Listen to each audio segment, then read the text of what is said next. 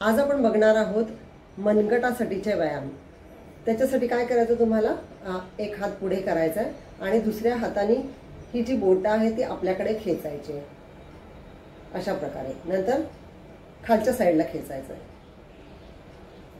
करून बघा माझ्याबरोबर। असं आपल्याकडे खेचा आणि नंतर खालच्या साईडला खेचायचं आहे।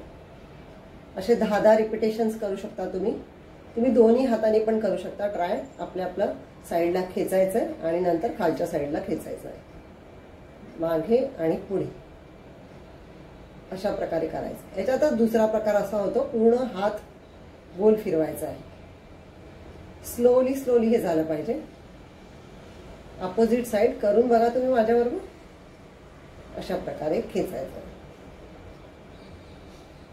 तर याच्याने काय होणार, मनगटामध्ये जो काही आपल्याला काही प्रॉब्लेम असेल, काही पेन असेल तिथे, तर तो पेन रिलीज होणार, तिथे ब्लड सर्क्युलेशन चांगलं होणार। आणि जर पेन असेल तर तो पेन निघून जाईल, आणि पेन नसेल तर हे मनगट तुमचं मजबूत राहायला मदत होईल। तर तुम्ही करून बघा, नक्की तुम्हाला फायदा होईल।